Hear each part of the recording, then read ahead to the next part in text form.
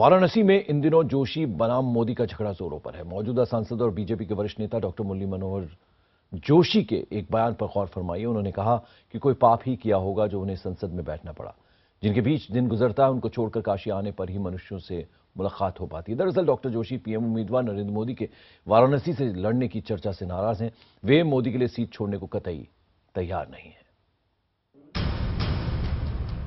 देश में यूपीए बनाम एनडीए की जंग शुरू हो चुकी है, लेकिन काशी में छिड़ी हुई है एक ही पार्टी के दो शीर्ष नेताओं की जंग। पार्टी के वरिष्ठ नेता डॉक्टर मुरली मनोहर जोशी वाराणसी से सांसद हैं और दोबारा भी यहीं से चुनाव लड़ना चाहते हैं, जबकि खबर यह है कि पीएम प्रत्याशी नरेंद्र मोदी खुद यहां से चुनाव लड़ना चाहते हैं। डॉक्टर जोशी इससे आहत हैं। अपने संसदीय क्षेत्र पहुंचे डॉक्टर जोशी यहां तक कह गए कि कोई पाप ही किया होगा जो संसद पहुंचा। कभी कभी सोचता हूं कि बड़ा पुण्यवान था जिसका जन्म भारत में हुआ और प्रयाग और काशी में रहने को मिला। मैं सोचता हूं कोई पाप ही किया होगा जो संसद में रहता। लेकिन मोदी समर्थक पूरे जोश में हैं। समर्थकों में पोस्टर वॉर चल रहा है। सबके अपने अपने तर्क हैं। जोशी जी बहुत ही विद्वान व्यक्ति हैं, बहुत अच्छे व्यक्ति हैं, लेकिन बनास के अंदर में जोशी जी को बनास की जनता पचा नहीं पाई। जब काशी के विकास की बात होती है तो संसद भवन में शून्यकाल की स्थिति उत्पन्न हो जाती है।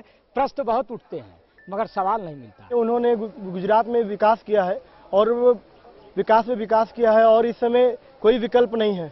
विकल्प यही है कि नरेंद्र मोदी ही सांसद यहां से बने। जो भी हो, सीटों को लेकर शीर्ष पर जारी रस्साकशी से बीजेपी की साख को नुकसान तो हो ही रहा है।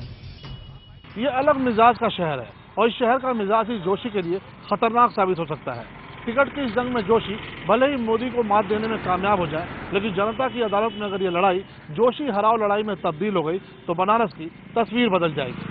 अखिलेश के साथ शलभ मणि त्रिपाठी, वाराणसी, IBN 7।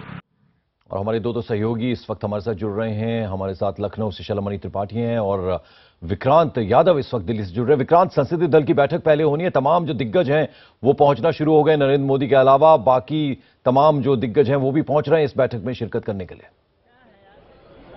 देखिए, बिल्कुल पार्टी के बड़े नेता पहुंच चुके हैं। नरेंद्र मोदी भी इस बैठक में आ गए हैं। संसदीय बोर्ड की बैठक पहले होनी है, उसमें कुछ लोगों के साथ पार्टी में किस तरीके से उन्हें शामिल किया जाए या किस तरीके से नए गठबंधन किया जाए, इन सब चीज़ों पर चर्चा होगी।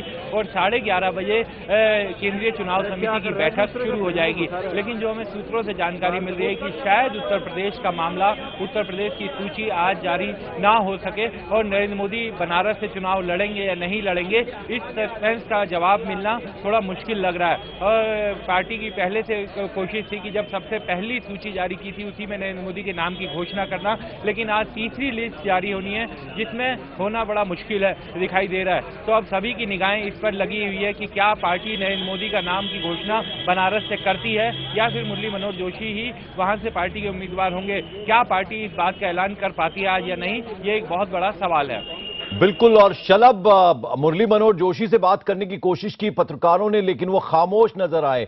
किस तरह की इस वक्त गहमा गहमी है वाराणसी में, और कहा यह भी जा रहा है कि बहुत से जो समर्थक है नरेंद्र मोदी के वो पहुंच चुके हैं वाराणसी।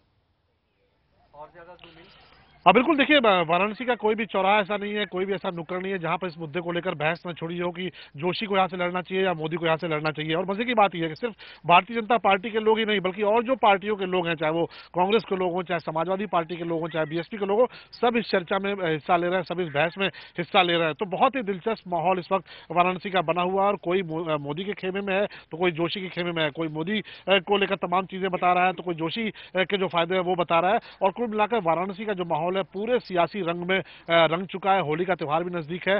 वैसे भी वाराणसी की अगर बात करें तो रंग भरी जो एकादशी है वो यहाँ शुरू हो चुकी है और उसके बाद होली का उत्सव शुरू हो चुका है। तो माहौल जो है एक तरीके से पूरा यहाँ पर चुनावी हो गया है और मोदी बनाम जोशी की जो जंग है वो यहाँ पर दिलचस्प अंदाज में देखने को मिल रही है।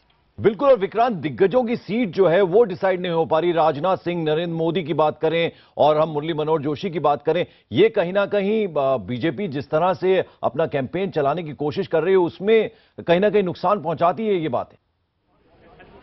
देखिए बिल्कुल, अगर शीर्ष नेतृत्व की सीटों के लिए अगर इस तरीके की चीज़ें सामने आएंगी और जिस तरीके से लालजी टंडन जो बीजेपी के लखनऊ से सांसद भी हैं और ये भी चाह रहे हैं कि इस बार दोबारा वो चुनाव लड़ें, उनका ये कहना कि वो मोदी के अलावा किसी के लिए चुनाव अपनी सीट नहीं छोड़ेंगे। अभी 2 दिन पहले उनका ये बयान आया था, जबकि पार्टी में चर्चा चल रही है कि वहाँ से राजनाथ सिंह जो पार्टी अध्यक्ष है उनको चुनाव लड़ाया जाए। नरेंद्र मोदी बनारस से लड़ने के लिए पार्टी का एक बड़ा खेमा चाहता है कि बनारस से वो लड़े, जिससे उत्तर प्रदेश बिहार काफी बड़े एरिया में उसका फायदा मिलेगा, लेकिन उस पर भी जोशी जी की नाराजगी सामने आई थी। तो ये सब चीजें कहीं ना कहीं एक तरह से भ्रमित करने में, लोगों में एक पार्टी की छवि के लिए निश्चित तौर पर गलत संदेश जाता है और पार्टी को खुद भी ये लग रहा है कि अगर शीर्ष नेतृत्व के बारे में ऐसा सामने आएगा तो वो पार्टी के लिए उचित नहीं है। चलिए विक्रांत, बहुत कुछ हो रहा है इस वक्त दिल्ली में, आप नजर बनाए रखिएगा। हम आपके पास समय समय पर आते रहेंगे ताजा अपडेट्स के लिए। फिलहाल आपका शुक्रिया, आप शलभ हमारे साथ जुड़े, आपका भी बहुत बहुत शुक्रिया।